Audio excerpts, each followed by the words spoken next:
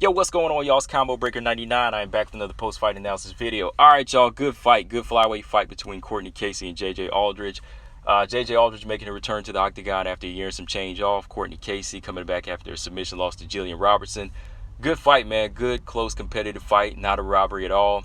I don't call close, razor-thin decisions robberies. You know, a robbery is just if somebody is robbed of a complete hard-earned decision. I mean, if I run up on you and take your paycheck, hey, that's robbery, right? But, you know, fight like this, I feel like both fighters were really having their back and forth moments. They were banging it out. But then when you look at what J.J. Aldrich was doing, you know, I feel like she was landing more cleaner technical strikes in a few of the exchanges, and then she would kind of top it off with takedowns. Now, I always say takedowns, you can't count them unless you really do something with them. I feel like she was doing something with these takedowns, just enough to win and just to, you know, get her timing down and get Courtney Casey in a position that would favor her at times. I know Courtney Casey would pop back up quick, but there were times J.J. Aldrich was just kind of like, you know, catch her sleeping, and boom, she would get that takedown.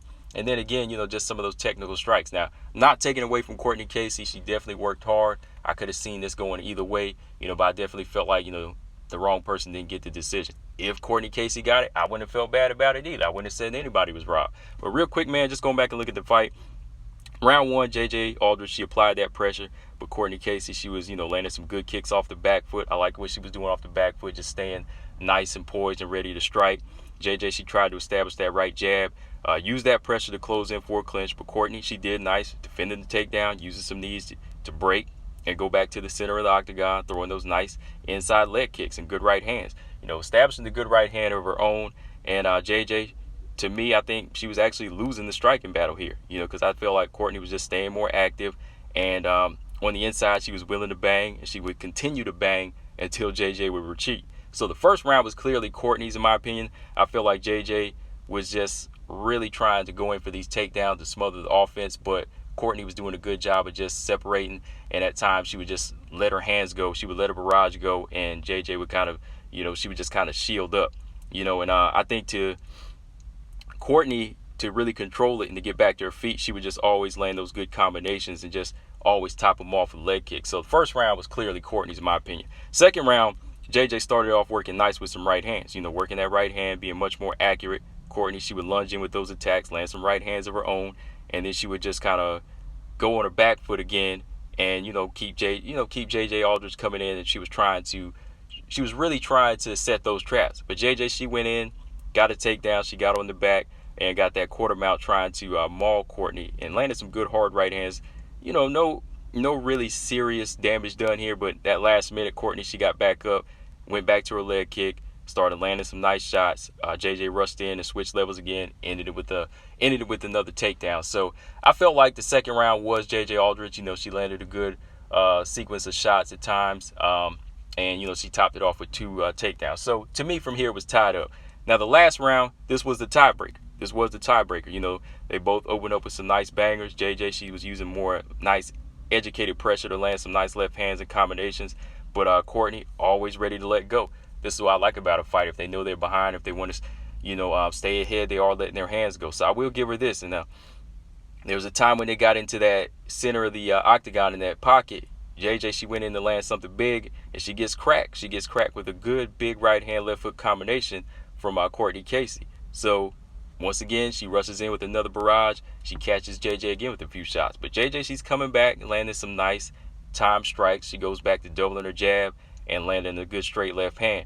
And in my opinion, I feel like she's landing those better accurate shots. I feel like Courtney was landing good shots too, but she was leaving herself open for these shots. And JJ, she closes in, gets another takedown, locks the body as Courtney gets back up. And this is where I think JJ snagged around. I think she snagged around with that last takedown. I know Courtney landed some good shots and she stayed active with JJ. I feel like she landed enough in some of the exchanges and once again topped it off with that takedown. There was like a low blow too with like 10 seconds to go, so it didn't really affect the pace of the fight. He just kind of gave her time. Mark Smith gave her time to recover. But other than that, man, after watching the fight twice, I can understand how Courtney felt.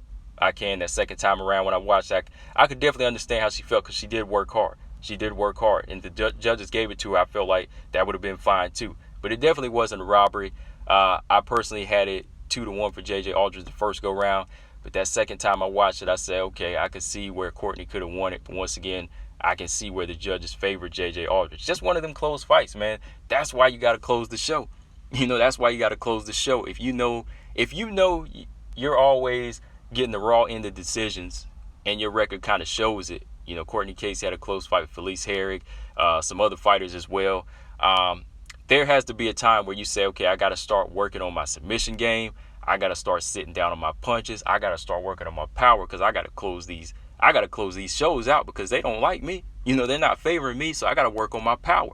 I got to become a knockout artist or a submission artist. So you got to do that. Like Jillian Robertson, she's a submission artist, maybe one-dimensional in a lot of people's eyes, but she will take it to the ground and try to finish a fight, because you don't get paid for overtime, and you can't leave it in the hands of the judges. You know what I mean? So that's something Cortney Casey's got to work on from here. I like what I saw from Cortney as far as staying active and being committed. So, we just got to get back in there against one of these other unranked fighters, keep working to, she gets better and better if she wants to keep fighting. As for JJ Aldrich, from here, I would like to see her in there with somebody like Mayra Bueno Silva or Montana De La Rosa to get sharp. I know she's been out for a while. She definitely got to shake that rust off and work on that striking, and, don't stay in the pocket as much and work on the defense a little bit more. So, yeah, man, good close fight from, like I said, wasn't a robbery. Let me know, guys, what y'all think, though. Who do y'all want to see Cortney and JJ fight from here? Combo Breaker 99. I'm out. Subscribe. Peace.